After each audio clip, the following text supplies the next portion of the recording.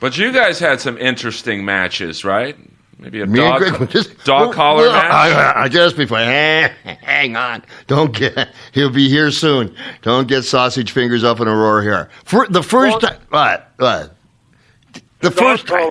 That was Roddy's idea, but I knew it. we talked about it for about 5 minutes, and we went out and did it. And nobody, I mean, I think because it wasn't planned or anything, it was just, we were taking it off the cuff, so to speak, and Roddy had worked with it before, so he kind of, I followed him a little bit in there, but I know I hurt Roddy, and then he hurt me back, and then we just said, screw it. Whoa. We're hurt already. Let's just go out and steal the show from Flair and Harley Race. And we did.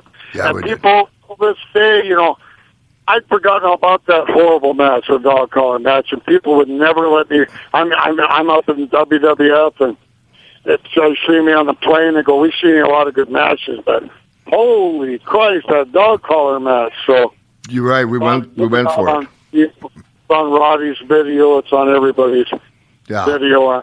And when I watch it, I go, I can't believe that was me and him doing that. The one thing that I think that people don't realize that in the 5 minutes that we had to figure out was, that chain was 15-foot, like where you put logs on an 18-wheeler kind of chain, whatever you call that. And those two collars, 1.5 inches.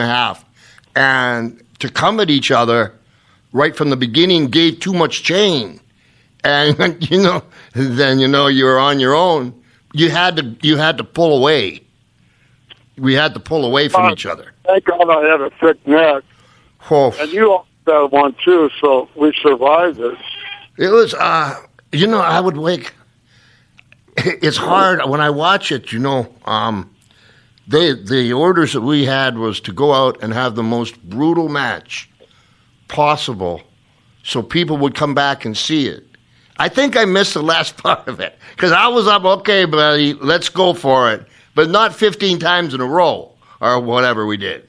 The people saw the best one, which was the first one. Then that was on pay-per-view and went all over the place, and that's the one that's on DVD and everything, and YouTube and you name it, it's out there. They came around and said they were so happy with the results of it. You guys are going to do this in 15 more towns. They have no idea. There's no way those matches were as good as that one because we already beat the hell out of each other. Yeah. It took. They were still good, but oh my God. You know what? I can remember it getting to the point. It went a long time for that kind of a match. Getting to the point where just everything was numb. I remember getting hit by you, and I would feel the shot kind of, but you were numb. Except one time, man, you had that chain wrapped around me twice, my teeth, my ears, and my eyes, and you were pulling on it, and then he drops an elbow on my head. I'll tell you one story, and this is in your favor. We were wrestling in Wilmington, North Carolina, outdoors, and we'd already had these dog collar matches, or maybe we hadn't had them yet. I don't know. We were getting ready to. We were on the same time. It was outdoors. It started pouring down rain. We were the last match, so we went out there, and half the people were underneath the ring watching the match in the ring. They were underneath it. It was pouring down rain. And Roddy kept saying, "Go home." I go, "No, I ain't going home." And we just kept wrestling. There's water all over the place. Finally, Roddy is a boxer and a wrestler, right? So Roddy punched me about 4 times in the face. It looked like Muhammad Ali beating the hell out of Sonny Liston, and grabbed me by the head and bulldogged me from one corner to the next. And I swallowed a gallon of water, crossed the ring. He almost killed me. Almost drowned me. And he goes, "Are we going home now?" And I go, "Yes."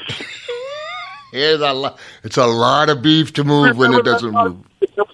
I remember that. I do. It was brutal.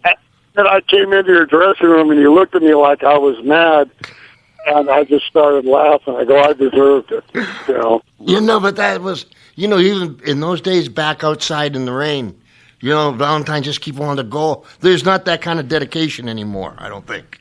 It was a damn rib. I was ribbing you. And screw that. You knocked me out and drowned me. Yeah. One of the other things from that dog collar match was, I remember making it up. Jimmy Crockett is, the most brutal match. So I got this bright idea of putting sheep's wool inside these 1.5-inch collars. Oh, And so I don't know what number. I'll guess 7 or something. The problem was, you get sweating with that 1.5-inch sheep's wool.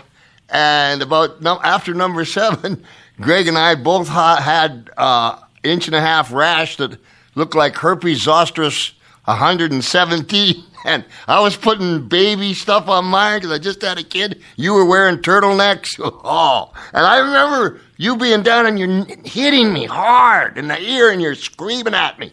And I can't tell what you're saying, and I pull the blood clot out of my ear, and I don't know if you remember this, you were saying, only an idiot would put sheep's wool in a dog collar. You were so hot. I had a rash. And George Scott says, just pour rubbing alcohol on it. Yeah. So I did that like an idiot, along with the Wahoo marks all over my chest, and I was miserable.